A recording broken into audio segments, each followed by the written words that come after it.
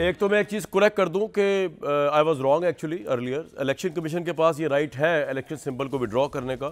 अगर आप declaration intra party election का जो है आप सेटिस्फाइड नहीं इलेक्शन कमीशन, तो सेक्शन 2015 इलेक्शन एक्ट का जिसमें लिखा हुआ है कि इलेक्शन कमीशन जो अगर नहीं है सेटिस्फाइड तो इट कैन डिक्लेयर इट और the ineligible any political party to obtain an election symbol for election to parliament.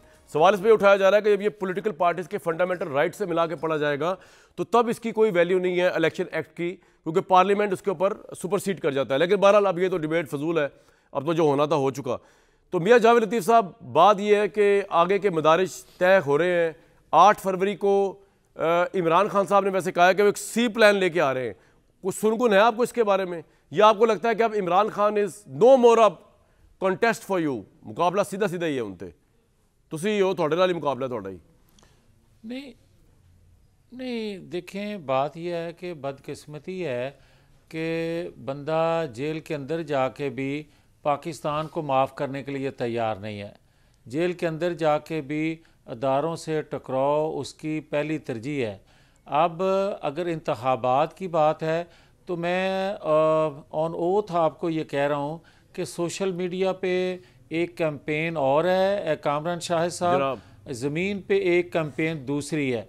और यकीन जाने कि ज़मीन पे कहीं भी आपको इमरान खान का कोई हामी शाज़ो नाज़ल नज़र आता है, अदरवाइज़ हक़ाइक़ बड़े बरअक्स हैं। मीडिया या सोशल मीडिया पे कुछ बातें और हैं। अब मैं ये गुजारिश करूँगा कि दयानतदारी से वो भी कि यार 2018 में पंजाब में आप देखें तमाम तार मजालम के बावजूद 130 सीटें थी आपकी पंजाब में, 122 थी पीटीआई की जी, यस, और जुल्म भी था। और आज हमें लेवल मिला है, फील्ड नहीं अभी मिली, लेवल ही एक किया गया है और उस पर भी शोर है। क्या हमें फील्ड से भी बाहर रखना लेकिन मियां साहब एक बात बताएं कि इलेक्शन के बाद ये जो निगरान है पीटीआई के जो आज़ाद है, आप इनको तोड़ने की वही कोशिश करेंगे जो आपके मेंबर को तोड़ने की कोशिश की गई थी 2018 में, आप ये कह रहे हैं? नहीं, कामरान शाहिद साहब, हमें तोड़ने की ज़रूरत नहीं रहेगी, क्योंकि मुस्लिम लीग का मैं यकीन से आपको कह रहा हूँ, कल का तो खुदा जानता है हाल, मगर आज की जो सूरत हाल है उसके मुताबिक मुस्लिम लीग नून जो है अकेली हुकूमत बनाने की पोजीशन में होगी। 2/3 अक्सरियत इंशाल्लाह नवाज शरीफ को मिलने जा रही है।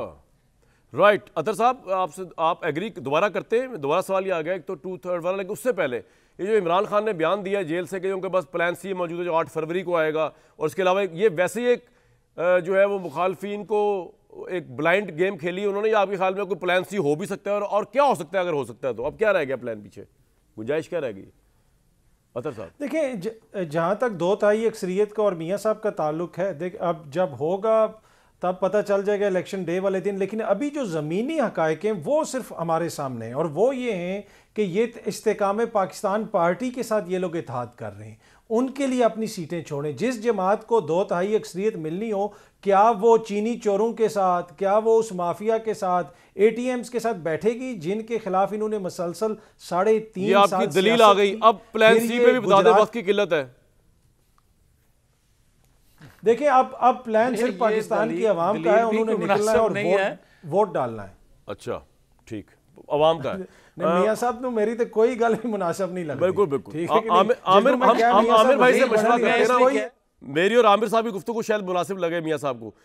आमिर भाई, ये जो दलील दिया अतर साहब ने बड़ी वैलिड दलील है कि अगर इतनी ये कॉन्फिडेंट 2/3 उसमें, तो ये पाकिस्तान इस्तेकाम पाकिस्तान के साथ क्यों जा रहे हैं, लाइन सीट एडजस्टमेंट?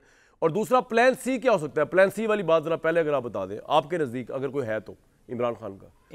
एक तो जो बात है ना कि वो क्यों गए इस्तेकाम पार्टी की तरफ और लोगों की तरफ, ये मेरी उस बात की दलील की अक्कासी करती है कि नवाज शरीफ ले के चलेंगे सबको। वाह।